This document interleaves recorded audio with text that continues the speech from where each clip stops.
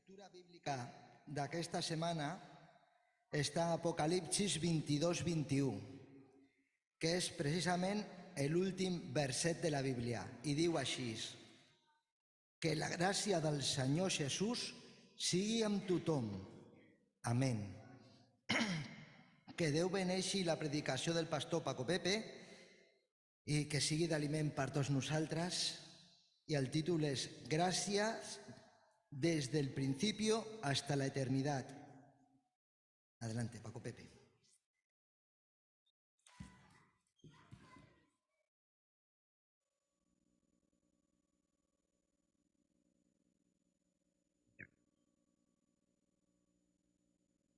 Gracias, feliz sábado a todos. Oye, a los adventistas nos va bien, porque tenemos muchos hijos. Felicidades. Gracias, Esther, por esa preciosa historia también, para que nuestros niños reciban alimento espiritual. Quiero compartir con vosotros, y es quizás la antesala al proyecto que vamos a realizar cada primer sábado y cada tercer sábado de mes a las 5 de la tarde, junto al pastor Roura, un estudio sobre Daniel y Apocalipsis desde la perspectiva de la gracia. Y os queremos invitar a todos. Así que hoy es solamente la antesala de lo que tendremos durante estas semanas. Siempre soñé con encontrar un tesoro. ¿Habéis soñado con encontrar alguna vez un tesoro? Crecí rodeado de historias, de leyendas, de esa vieja Granada que había sido el último bastión árabe en esta península, de cómo tuvieron que huir y dejar prácticamente miles de tesoros escondidos con la intención de regresar al Al-Ándalus y recuperar todas sus posesiones. Mi abuelo me contaba estas historias y las historias de los viejos de los pueblos nos llenan las cabezas de pajaritos a los niños. Siempre me hablaba de un tesoro maravilloso que había en un cerro detrás de nuestra casa, de la casa de mis abuelos. Y recuerdo miles de veranos haciendo de explorador, con una única playlist en mi oído que eran las chicharras. No sé si sabéis lo que es una chicharra. Es un animalito que te dice que hace mucha calor. Pues por esos cerros blancos intentando encontrar un tesoro que los viejos del pueblo decían que un vecino había encontrado en su campo una orza, una especie de olla de barro llena de monedas de oro, y se fue lejos del pueblo porque se hizo rico, ¿no? Así todos los niños del pueblo queríamos encontrar un tesoro. Junto con los amigos recorríamos ese lugar y lo máximo que encontramos fue un esqueleto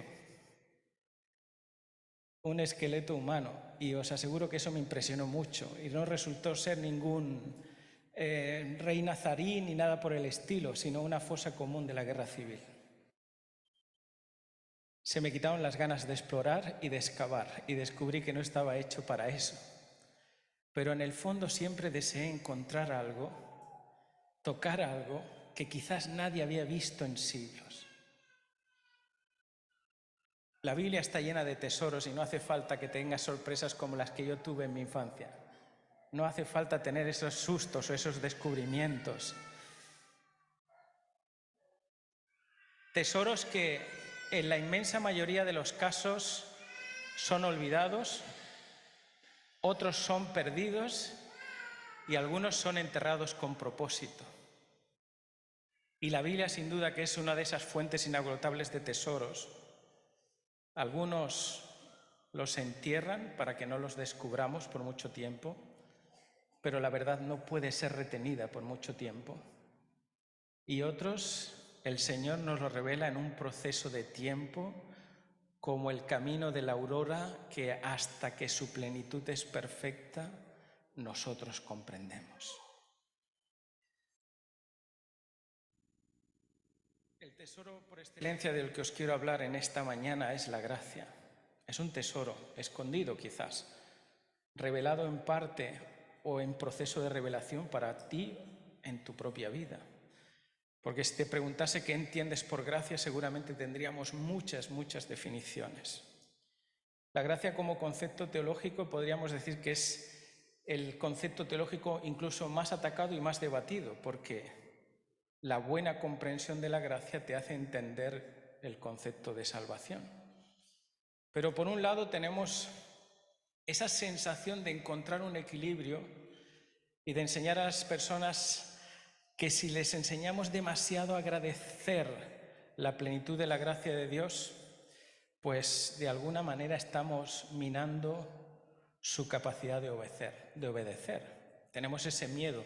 Si yo le demuestro, le enseño que la gracia es algo que casi es plena de Dios y que el hombre no hace nada, estoy imponiendo a la persona que no obedezca. Y por otro lado, y paradójicamente, le enseñamos a las personas a obedecer y de alguna manera la obediencia sustituye a su dependencia con Dios. Y entre los dos extremos, la Biblia nos revela de qué es la gracia. No es el miedo a dejar de obedecer, ni el miedo a ser independientes de Dios. La gracia es un don. Y no se define tanto como un efecto que produce en el hombre, sino que la gracia es la revelación del carácter de Dios en esta tierra. La gracia no puede ser reducida a aquello que se hace por nosotros. Si esa fuese su definición, sería algo muy simplista.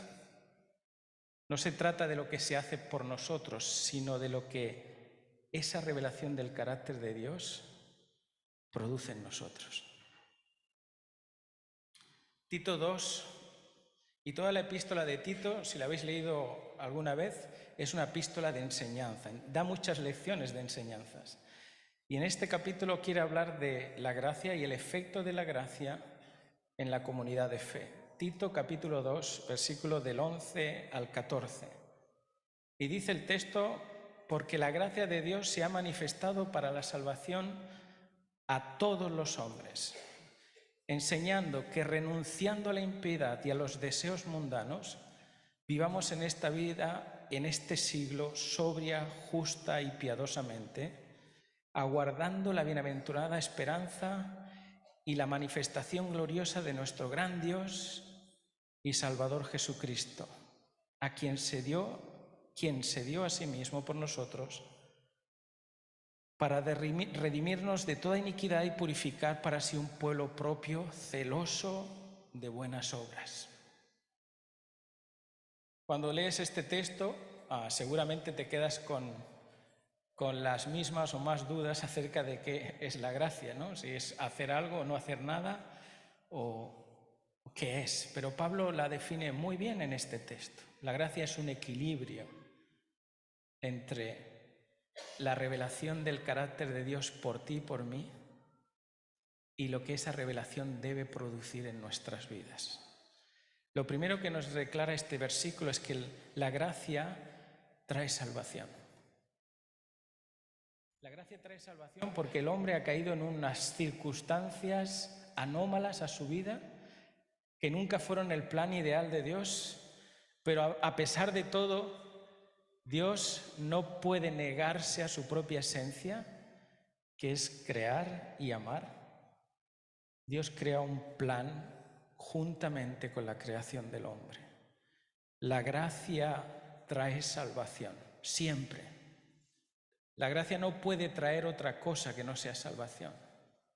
Si la gracia te trae remordimientos, si la gracia te trae temor, si la gracia te trae miedo, entonces no estás comprendiendo lo que es la gracia.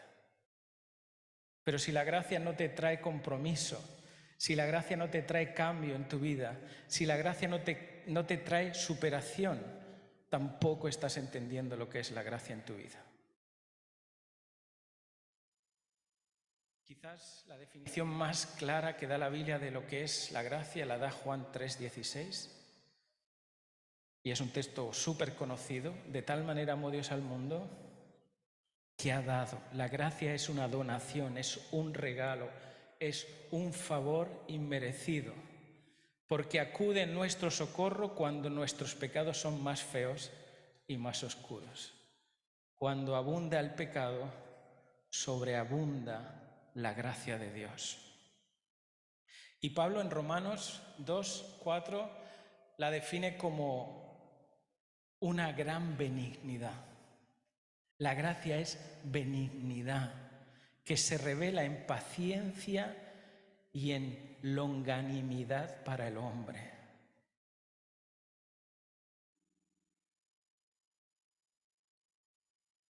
Si la gracia salva, la gracia me tiene que salvar también de mis propios preconceptos, prejuicios y preferencias. Tiene que ser ella la que se me revele, porque la gracia es una revelación del carácter de Dios, para que yo pueda entender lo que Dios quiere para mí y para ti en esta vida. Y lo hace así. Primero te declara, la gracia trae salvación. Y como fruto de esa salvación, tiene una enseñanza. Y te dice, te va a enseñar varias cosas. Te va a enseñar a renunciar a ciertas cosas y te va a enseñar a vivir de una cierta manera. La palabra arneomai, que es la palabra que se usa para renunciar, en el griego resulta en un efecto de dejar atrás no algo que no te gusta, sino algo que prefieres no hacer.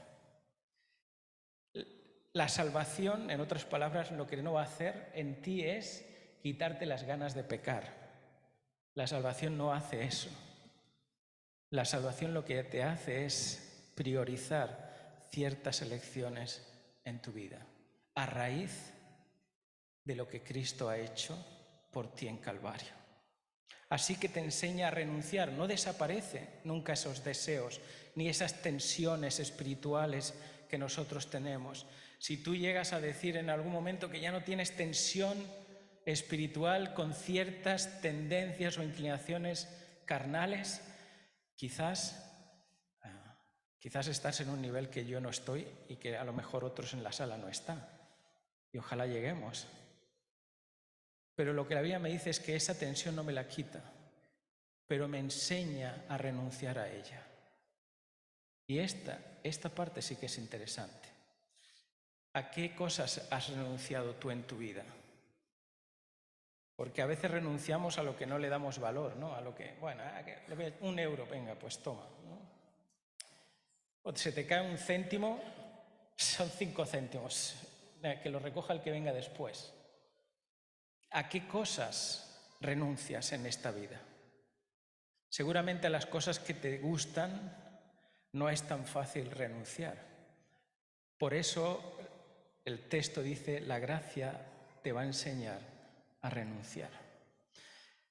renunciar a la impiedad de esta tierra, a los deseos, a los anhelos mundanos de nuestro corazón y a vivir sobriamente, y la palabra es sofronos, es cabalmente, y a vivir justamente, dikaios, con ninguna implicación sino inocente y piadosamente, que es la palabra eusebos, temerosamente delante de Dios.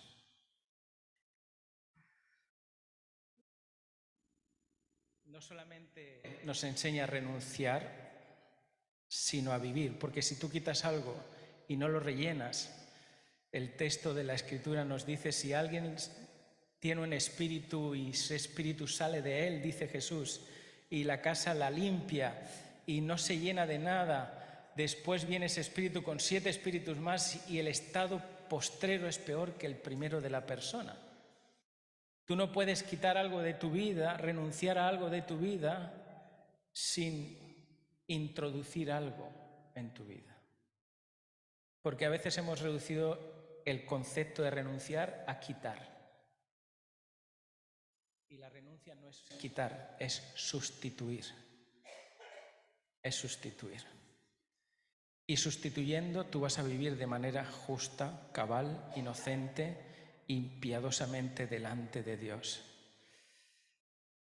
Si reducimos el efecto de la gracia a una forzada renuncia, lo que vamos a hacer es perder la profundidad del don de la gracia. La gracia no solamente es renuncia, la gracia también te enseña a vivir.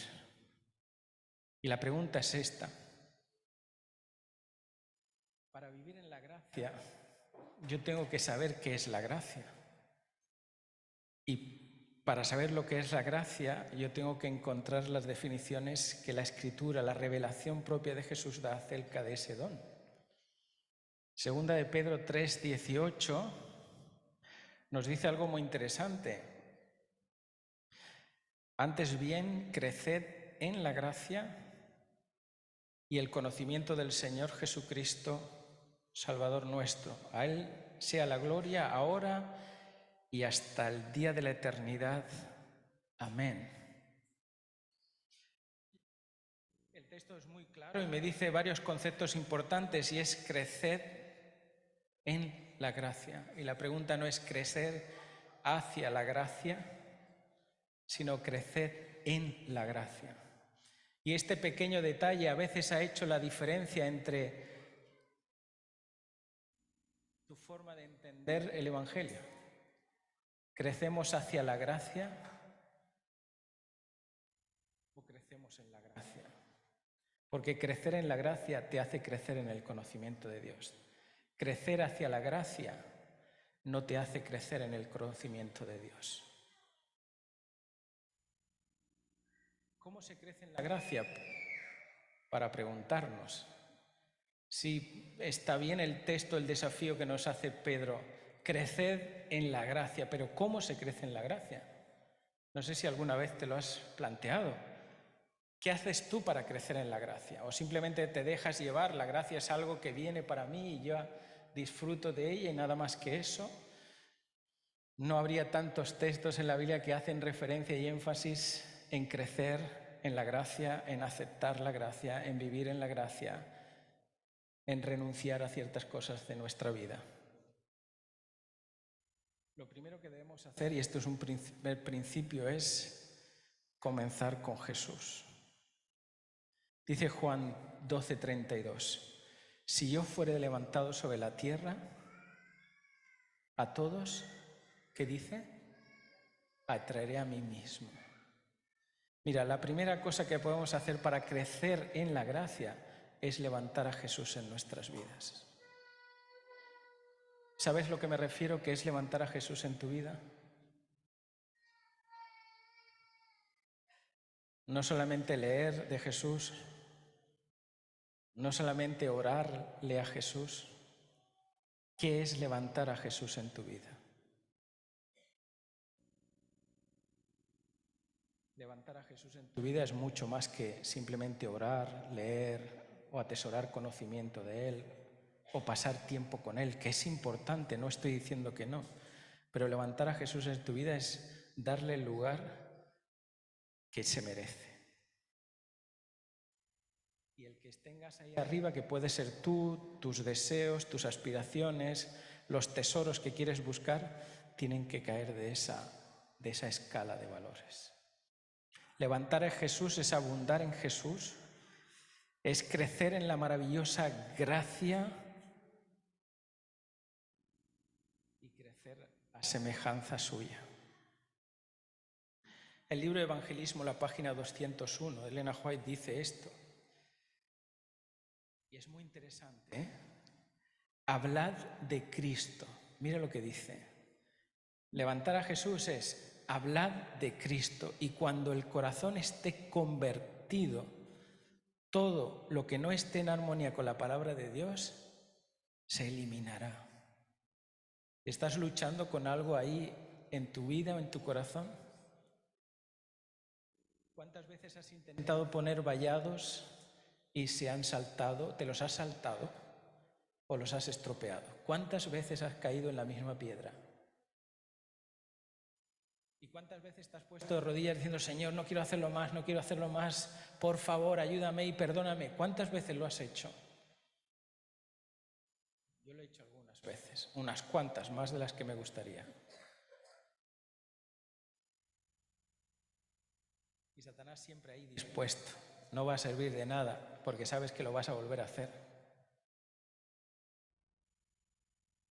Y por más que intento, no consigo. Cuando leí esta cita del Espíritu de Profecía, descubrí un tesoro. Habla de Jesús. Llena tu corazón de abundancia de Jesús. Y cuando tú hablas de Jesús, hablar de Jesús produce un efecto en nuestro corazón. Y es que a raíz de tanto hablar de Jesús, yo me acabo convirtiendo a Jesús. Y cuando el corazón es convertido, fíjate la secuencia, lo que no está en sintonía con su palabra se eliminará. No te va a costar esa renuncia, se eliminará. Pero el proceso es este, no a la inversa, no eliminar para que Jesús me quiera más, sino emocionarme de Jesús, hablar de Jesús, llenarme de Jesús, levantar a Jesús. Eso me va a hacer convertirme a Cristo, no convencido, porque muchos cristianos están convencidos, ¿no? Esta es la iglesia remanente, que es el pueblo verdadero, que los mandamientos, estamos convencidos de que eso, pero estamos convencidos a un nivel intelectual. Puedes saber muchas cosas, pero eso no te hace que tú las hagas o las vivas. Solamente cuando pasan al plano de integrar en tu ser, entonces es que tiene sentido. Y pasas de la convicción a la conversión. Yo no sé cuándo. Muchos seguramente estáis ya convertidos y convencidos. Pero la conversión lleva un proceso también. Los discípulos, hasta que Jesús no ascendió en las nubes de los cielos, prácticamente su proceso de conversión estaba todavía en pañales. Así que el primer punto para crecer en la gracia comienza levantando a Jesús. Segundo punto. Lo segundo que tienes que hacer es no establecer requisitos para ti ni para nadie de lo que es necesario para entrar en el reino de los cielos. No transformemos la estimulante posibilidad de volvernos semejantes a Jesús en un proceso desalentador en los demás, ¿no? Porque todavía estás comiendo carne, porque todavía estás así. No pidas, ni reveles, ni hagas listas de cosas necesarias para entrar al reino de los cielos. Hemos empezado, levanta a Jesús. Lo segundo, no pongas parámetros. Deja que el Espíritu te revele esos parámetros. Y a cada uno nos los revela en nuestro tiempo y en nuestro momento. Y por más rápido que el de delante quiera ir, siempre pensará que el que va atrás demasiado lento va. Y el que va atrás siempre pensará que el que va delante va demasiado rápido. Y los del medio no sé qué van a pensar. Pero no todos caminamos al mismo ritmo. Nosotros creemos en Jesús porque somos hijos suyos y no porque queremos llegar a serlos. Y eso va a hacer la diferencia. No establezcas principios para entrar al reino de los cielos y ser hijo de Dios. Nosotros, porque nosotros somos hijos de Dios, y eso es un hecho, y no vamos a llegar a serlos. Primera de Juan 3:8 dice: amados, ahora sois hijos de Dios, pero aún no se ha manifestado lo que habéis de ser. Pero sabemos que cuando Él se manifieste, seremos semejantes a Él, porque le veremos tal como Él es. Es un desafío. Tienes que creerte que tú eres un hijo de Dios y que no tienes que llegar a ser un hijo de Dios. Eres un hijo de Dios y por lo tanto no hay nada que impida que llegues a ser parecido a tu Señor.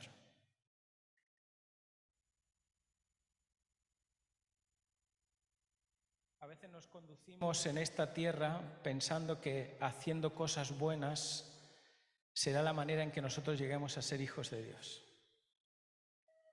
Que si me porto bien, Dios me va a querer más. Pero Dios me recuerda en muchos textos que Él es Padre de todos. Dice Padre de todos. Y hace salir el sol sobre justos e injustos. Y que aquellos que todavía no han llegado al conocimiento del Padre, insiste el Espíritu con lazos de amor y con 1000 maneras para que esas personas puedan llegar a Cristo. Dice Mateo 5:16, así alumbre vuestra luz delante de los hombres, para que vean vuestras buenas obras y glorifiquen a vuestro Padre que está en el cielo. Las buenas obras, los buenos gestos, las buenas actitudes no son para conducirnos al cielo, sino para mostrar quién es nuestro Padre. ¿Veis la diferencia? No podemos ganarnos el cielo de ninguna manera. Es la gracia la que nos inspira a crecer en aquel que es nuestro Padre. Así que no pongas límites ni criterios. Lo que hagas, hazlo para Dios. Hazlo para Dios. Y ora para que el Señor termine su revelación en aquellos que están a tu lado. Tercer principio, un gerundio, creciendo. No puedes dejar de crecer. No puedes conformarte con el mínimo para entrar en el reino de los cielos. Cuando el joven rico llega y le dice, ¿qué tengo que hacer? En realidad le está diciendo, dime el mínimo exigible para que yo pueda, de alguna manera, entrar al reino de los cielos. Y le hace oír lo que él sabe.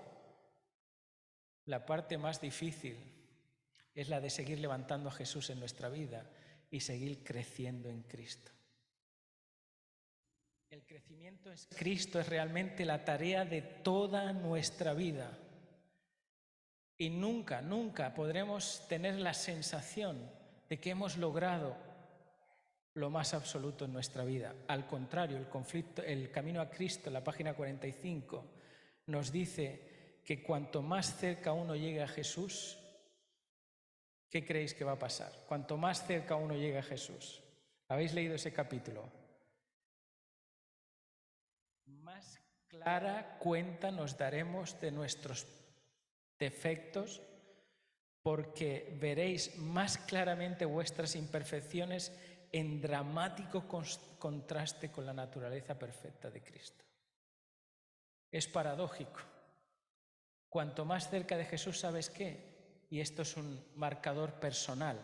Cuanto más cerca de Jesús, más consciente seré de mis errores y de que todavía tengo muchas cosas que cambiar.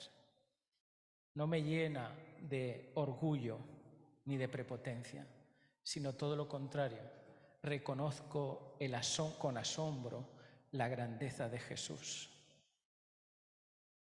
Sigue diciendo Elena White, no se dejen vencer por la desesperación. ¿Sabéis por qué? Porque Satanás siempre está ahí preparado. Porque todavía te ves y te ves a la luz de Cristo y te ves miserable. O te ves a la luz de los años que llevas en la iglesia y te ves miserable porque sigues haciendo cosas que parecen primero de cristianismo, ¿no? No os dejéis vencer por la desesperación. Muchas veces, dice, tendremos que doblegarnos y llorar a los pies de Jesús a causa de nuestros errores y de nuestras debilidades, pero no tenemos que desanimarnos. Aún si somos vencidos por el enemigo, mira lo que dice, no seremos desechados ni abandonados por Dios. Es la gracia lo que te hace desear la gracia de Dios. Y el cuarto principio, permanece en el centro. La gracia no va a poner el foco en otro lugar que no sea en Cristo y en su elección por nosotros. Dice Efesios 1, del 5 al 7, dice, en amor, habiéndonos predestinado para ser adoptados hijos suyos por medio de Jesucristo, según su puro afecto y su voluntad. Mira, Dios me elige por puro afecto y por pura voluntad. Y me elige con un propósito, para alabanza de la gloria de su gracia. Para alabanza de la gloria de su gracia. Dios te escoge por puro afecto y es para alabanza de su gracia. ¿Por qué? Porque solamente cuando nosotros, los mundos que no han caído, los seres que están al lado de Jesús, ven lo que produce en la gracia de nosotros, ¿sabes a quién dan alabanza? No a ti, a mí, por lo que hemos logrado, sino al único y al soberano que se merece la alabanza, que es Cristo, en el cual nos hizo aceptos en el amado, dice versículo 7, en quien tenemos redención por su sangre, perdón de nuestros pecados, según la riqueza de la gracia. Así que la gracia de Dios no es escasa, es rica. Pero si te queda alguna duda, Filipenses 2:13 nos dice que si hay algo que se produzca en nosotros bueno, es porque Dios produce en nosotros tanto el querer como el hacer por su buena voluntad. No es algo que doy, sino es algo que la gracia produce en mí. ¿Sabéis por qué? Porque la gracia reclama una resonancia. La gracia no reclama acordes propios, sino una resonancia. La gracia no solo nos enseña a vivir, sino que nos anima a no perder la esperanza. Y dice el texto, aguardando la bienaventuranza y la manifestación de Dios. Quizás esta es la parte más difícil de nosotros, para nosotros, aguardar la manifestación gloriosa de Dios y del Salvador en este tiempo de espera. Y no caer en la tentación de, entre tanto que esperamos a Jesús, poner lo correcto de nosotros sin sacar la rebelión de nuestro corazón. Quizás hemos normalizado la coexistencia de nuestras dos naturalezas. La carnal y la espiritual es nuestra zona natural del ser humano. Vivimos en el límite entre el bien y el mal y no sabemos muy bien si a veces somos más espirituales o más carnales. Y los frutos de la carne, hermanos, no solamente son la lujuria, la idolatría, la hechicería, las borracheras, las orgías. También dice que son los celos, las contiendas, las envidias, las discusiones. Porque somos muy hábiles para definir lo que es carnal, pero cuando yo tengo un problema con alguien en la iglesia, cuando yo vivo de manera celosa a mis hermanos, dice Pablo, ¿no sois vosotros acaso carnales cuando discutís si sois de Pablo o sois de Apolos? Si sois de Esteban Bor o si sois de Alejandro Bullón, ¿no sois carnales o espirituales?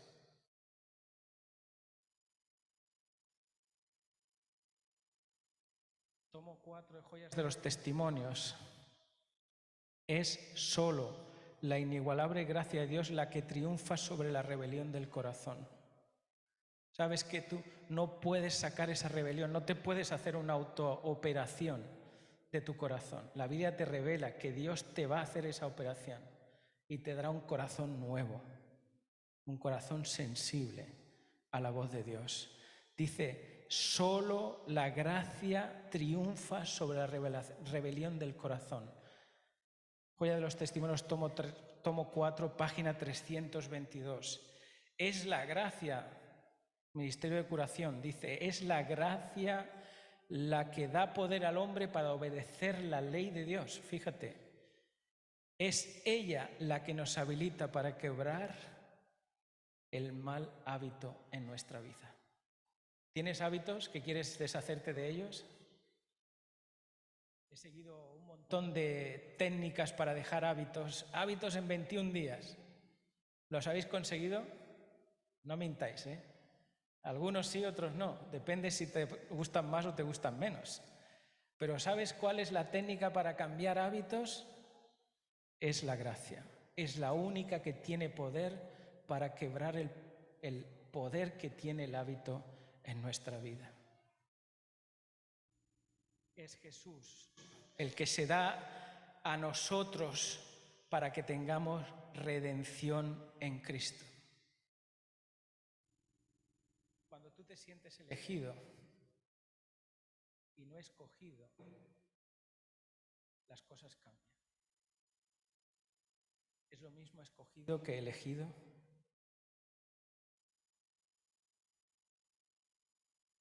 Nos hemos quedado ahí en bucle. ¿Escogido o elegido? Prefiero ser escogido que elegido. Y Cristo nos ha escogido para algo, para un propósito. No me elegisteis vosotros a mí, sino que yo os elegí a vosotros primero. Pero nos elige con un propósito. ¿Sabes cuál?